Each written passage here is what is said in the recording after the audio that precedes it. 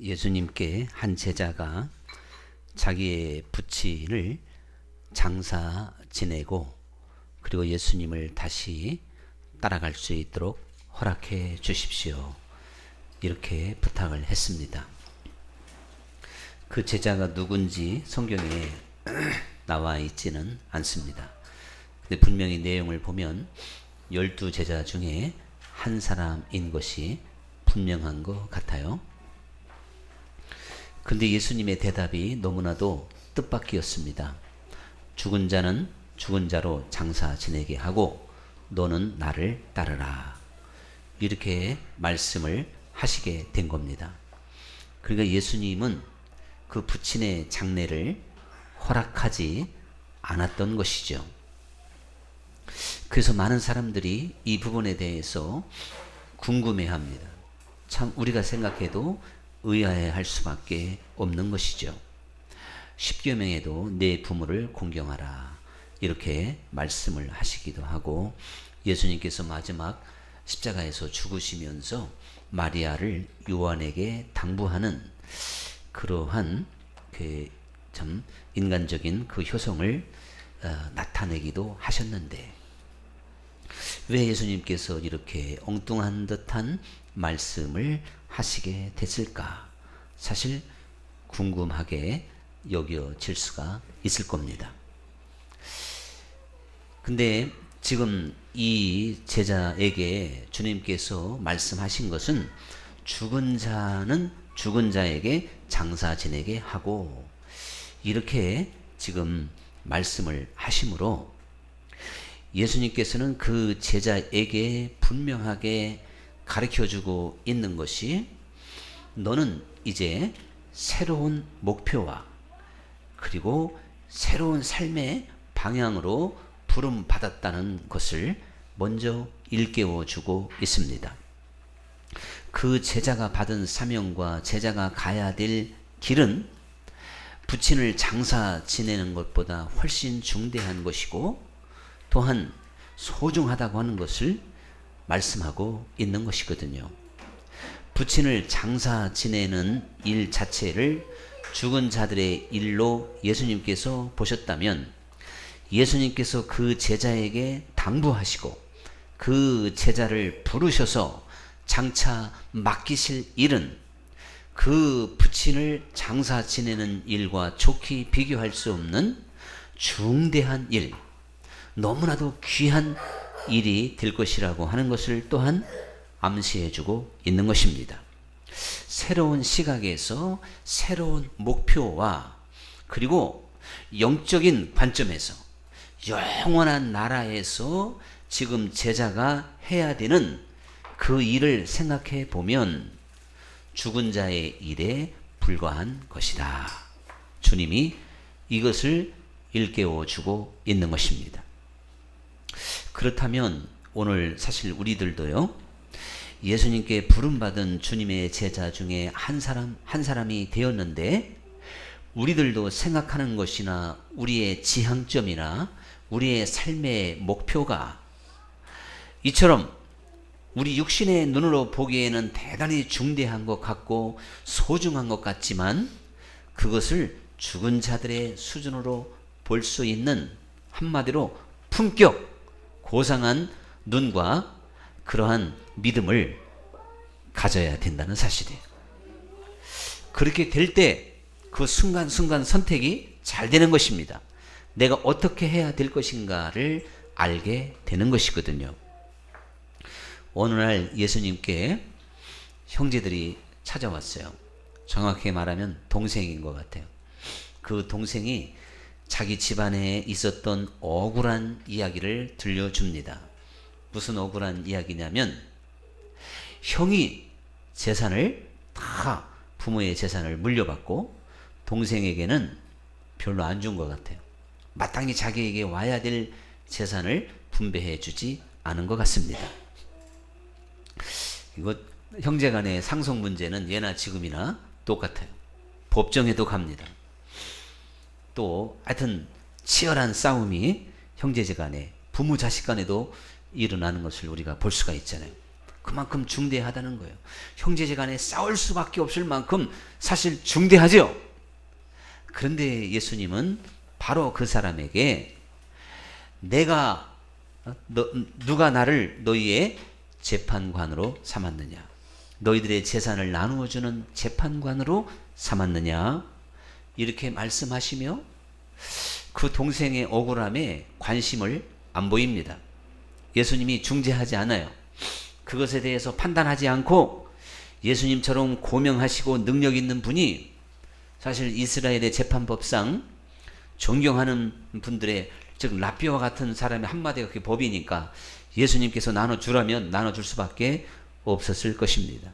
그런데 예수님은 거기에 대하여 누가 나를 너희의 재산 나누는 그것을 분별해주는 재판관으로 삼은 것이냐, 이렇게 말씀을 하시며 거기에서 빠져나오게 됐어요. 관심을 안 보입니다. 우리는 남의 재산 문제지만, 야, 그거 형제지간에 그럴 수 있냐, 형님이 너무하다, 동생이 욕심이 많다, 뭐 부모가 뭐 판단을 잘못했다, 별별 우리 나름대로 논평을 내릴 수 있겠죠. 그럴 것 같아요. 다른 문제가 아니고 무슨 문제니까? 재산 문제. 네. 재산에 실감이 안 가는 거 봐요. 다른 얘기가 아니라 돈 얘기니까, 남의 돈 얘기지만 그거 한번 좀 시시비비를 가려보고 싶고 누가 잘했다 못했다 이렇게 하고 싶을 만큼 관심거리가 돼요. 그런데 예수님은 너무나도 초연하게 그 자리를 벗어나게 됩니다. 그러니까 그 판단하고 재판하는 그 자리에서 벗어나게 된다는 사실이죠. 사실 우리들이 예수님과 같은 이러한 지혜를 가지지 못하면 이 세상에서도 말이죠, 우리가 너무나도 많은 일에 휘말려 가지고 간섭을 너무 많이 해서 예수님 따라가는 길을 놓칠 수도 있다는 걸 아셔야 됩니다. 이 세상에 제가 오늘 정말 힘줘서 말씀하고 싶은 거는요, 부부 간에도 갈등이 많고, 부모 자식 간에도 갈등이 많고, 친구들 간에도, 교우 간에도 우리는 수없이 많은 관계 속에서 갈등과 분쟁을 참 멈추기가 대단히 어려운 것입니다. 그런데 여러분, 사실은 죽은 자들의 싸움이라는 걸 아셔야 됩니다. 예수님께서 자기의 억울함을 하소연하면서 형에게 재산을 저에게 좀 돌려줄 것을 명령해 달라고 간청하고 있는 그 동생, 억울하죠. 간절하죠. 그리고 자기의 분복인 것을 분명히 주장하고 있는 듯 하지만 예수님은 그 형제지간의 관계 속에서 죽은 모습을 보고 있는 것입니다. 서로 욕심부리고 서로 이기적인 생각으로 분쟁하고 있는 걸 보게 되는 것이에요.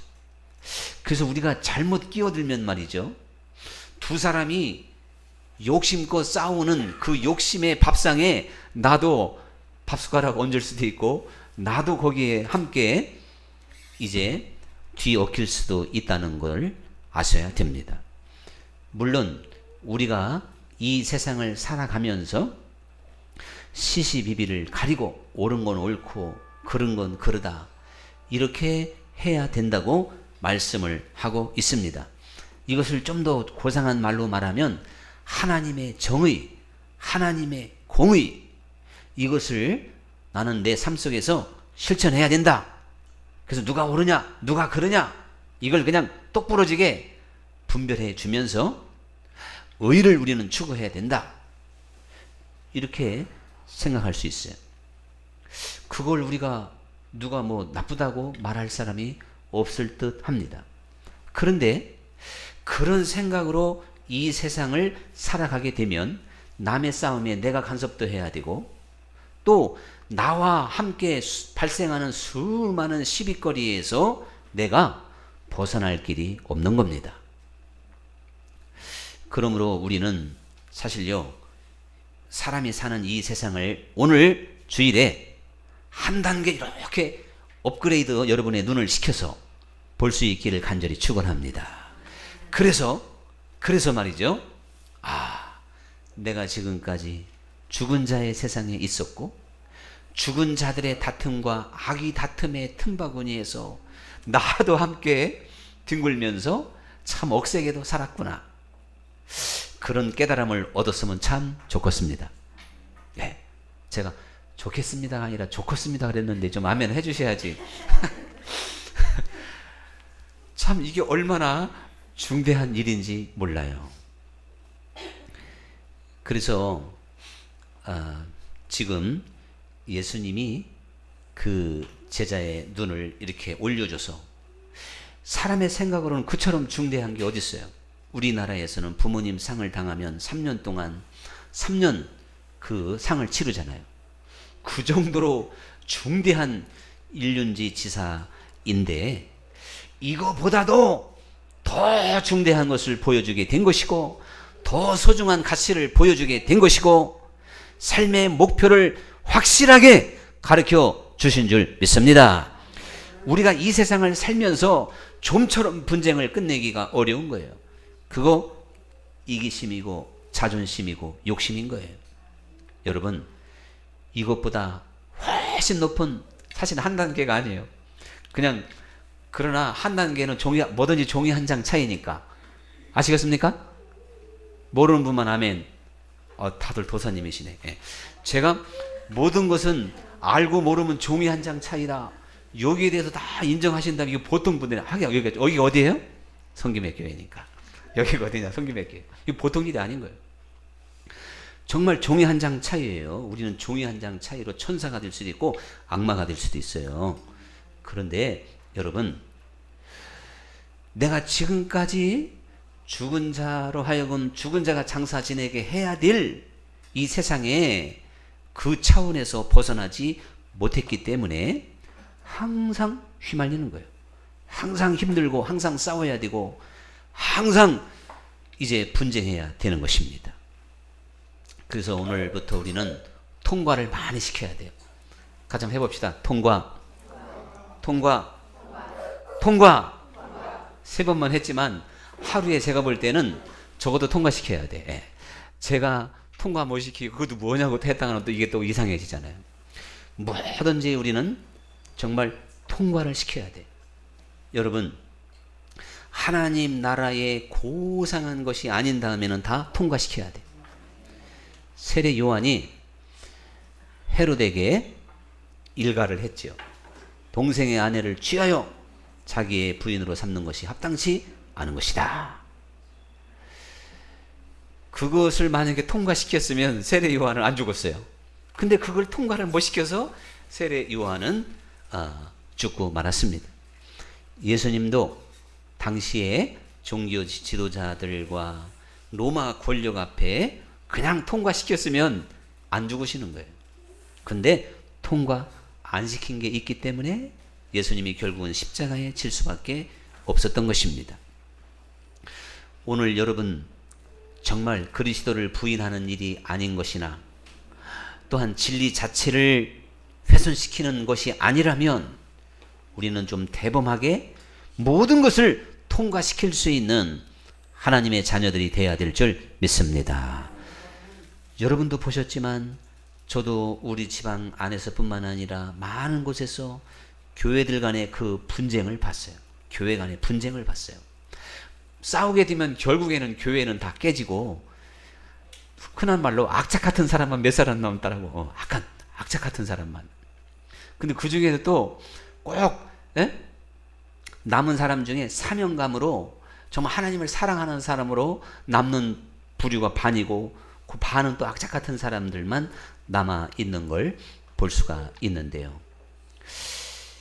사람들이 서로 싸우면서 왜 이렇게 싸우냐 그러니까 하나님을 위해서 싸운다고 그래. 교회 중재회 가보면 다 주님을 위해서 싸우고 있어요. 아시겠습니까? 네. 오른쪽 사람도 주님을 위해서 싸우고 있고 이쪽 사람도 주님을 위해서 싸우고 있는 거예요. 그런데 결국에는 그 결과가 어떠하냐, 그런 이야기죠. 오늘 우리는 사실은 대부분 우리 일평생 내가 지금까지 붙잡고 씨름하고 함께 욕하고 함께 싸웠던 모든 것들, 죽은 자로 장사 지내게 해야 되는 그 하잘것없는 일에 내가 목숨을 건 적이 너무나도 많다는 걸 아셔야 됩니다. 그러므로 우리는 이제 초연해야 돼요. 초연해야 돼요. 누가 나를 너희의 재산을 나누는 재판관으로 삼았느냐. 이렇게 예수님께서 말씀을 해 주셨듯이 우리는요, 정말 내 삶 속에서 죽은 자들의 악의다툼, 거기에서 온전히 벗어날 수 있기를 간절히 축원합니다. 모든 관계는 둘 중에 한 사람만 잘해도 문제가 안 일어납니다. 내가 왜 박쳤나 아시죠?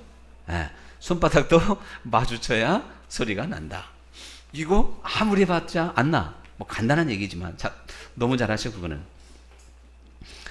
물론 이 손과 이 손 중에 더 잘하는 사람이 더 잘못한 게 있어요. 제가 봐도 90 잘못하고 여기 10 잘못할 수도 있어. 그래도 90 잘못한 사람하고 부닥치면 소리가 난다니까요. 우리는 죽은 자로 하여금 죽은 자가 장사 지내게 만들 수 있는 통찰력과 지혜를 가지고 참고 인내하고 용서하고 내 자존심을 내세우지 않고 내 혈기를 참을 수 있는 지혜가 있어야 될 줄 믿습니다. 그걸 통과시키고 하면 소리가 안 나고 나도 좋은데, 같이 부닥치면 소리도 나고 손바닥도 아파요. 물론 적당해지면 건강에 좋지만 그 얘기는 좀 다른 얘기예요. 우리 지금까지 통과시키지 못하고 함께 죽은 자들과 싸워서 얼마나 피곤하셨어요? 힘드셨죠? 자, 이제 나 한 사람이 좀 이렇게 예수님께서 그 제자들에게 열어주셨던 새로운 사명의 길, 새로운 가치관과 새로운 세계에 눈을 크게 떠서 우리 정말 죽은 자들의 세상 가운데서 일어나는 모든 분쟁과 어리석음에서 우리 모두 다 벗어날 수 있기를 간절히 축원합니다. 이 제자가 한 사람이, 이 제자가 말이죠, 예수님의 말씀을 듣고 나니까 처음에는 좀 기가 막혔겠죠. 이 세상에 사랑 많고 인정 많고 참 가난한 자, 병든 자를 불쌍히 여기고 긍휼히 여기시는 그 예수님께서 나의 이 지금 딱한 처지, 그리고 부모를 잃은 그 슬픔과 아픔을 마치 이해도 하지 못한 듯 이렇게 냉정하게 말씀하고 있단 말인가. 참 서글퍼할 수도 있어요. 그러나 그 제자가 아무리 봐도 따라갔다는 기록은 없습니다. 오늘 이처럼 여러분, 우리는 새로운 세계 그리고 가치관, 우리의 삶의 목표 앞에 냉정해야 될 줄 믿습니다. 그래서 뱀처럼 지혜로워라, 비둘기처럼 순결해라.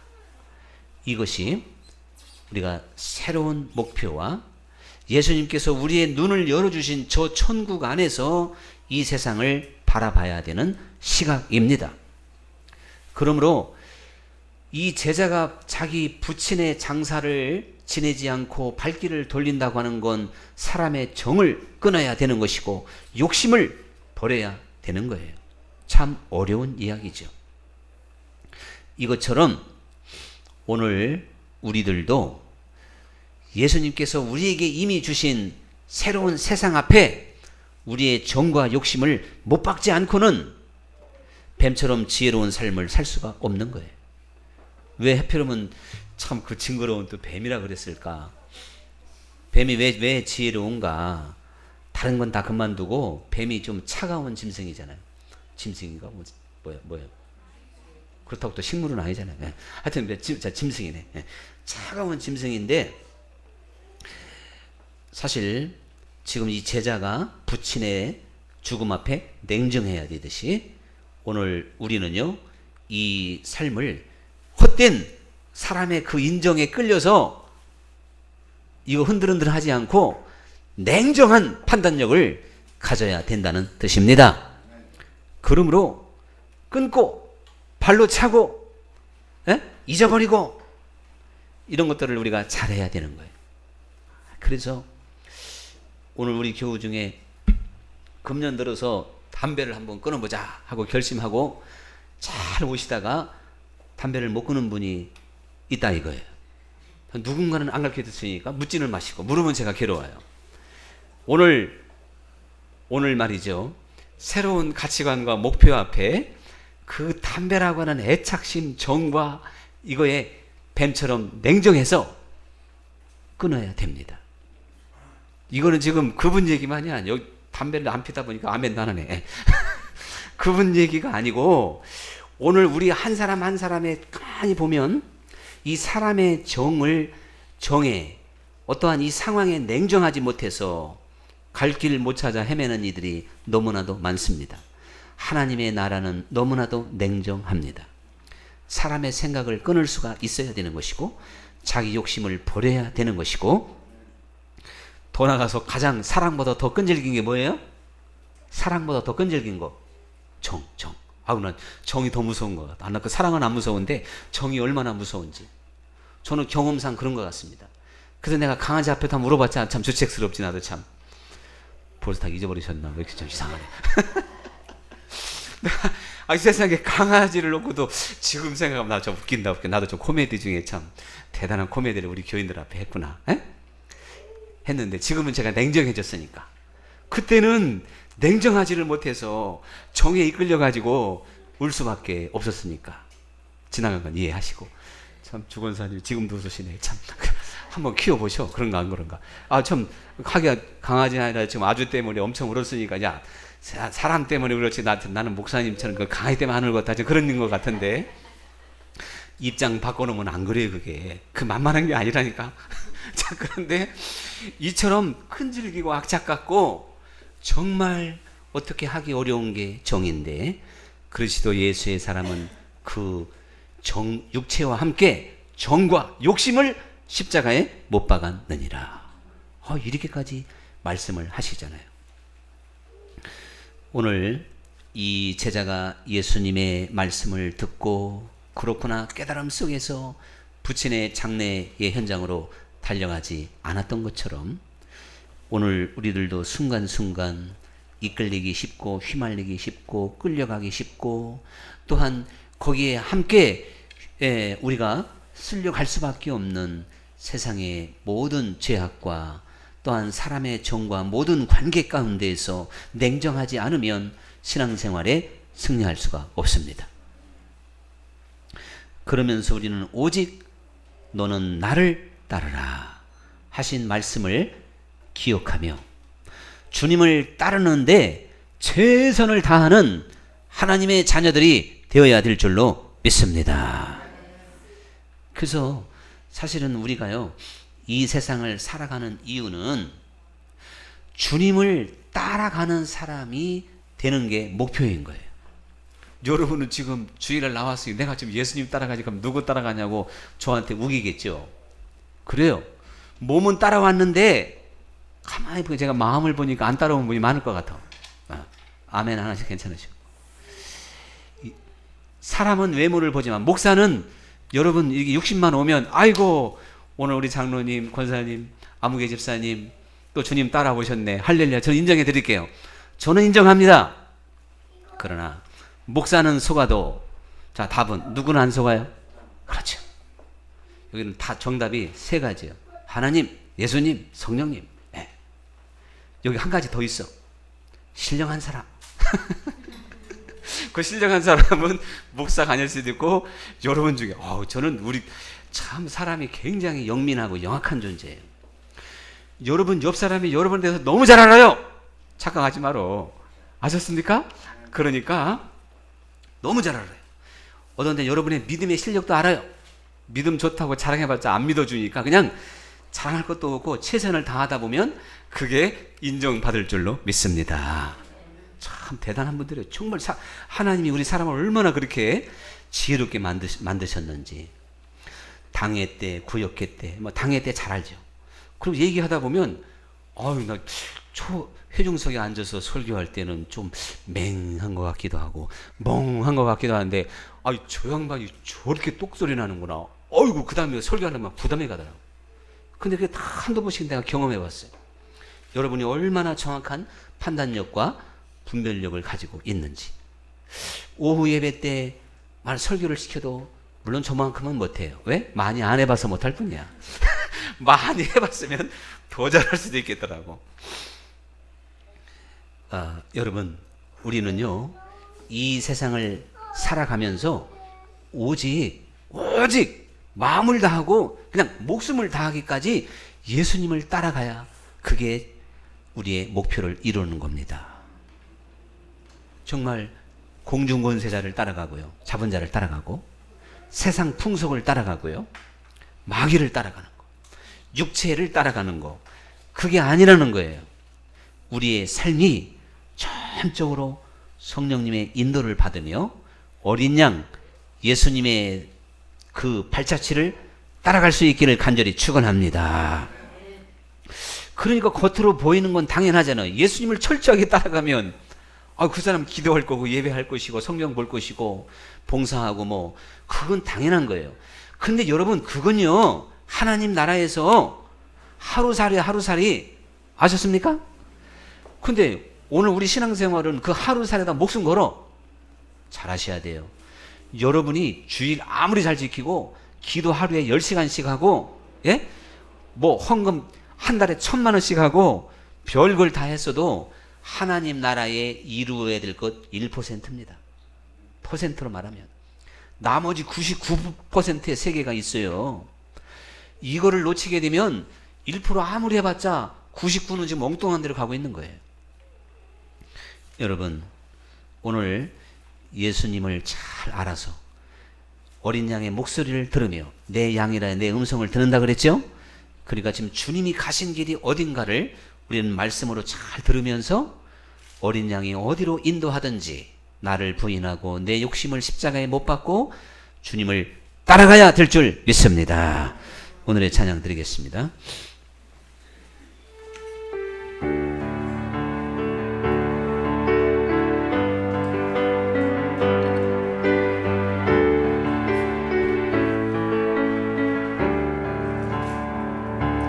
빛이 없어도 환하게 다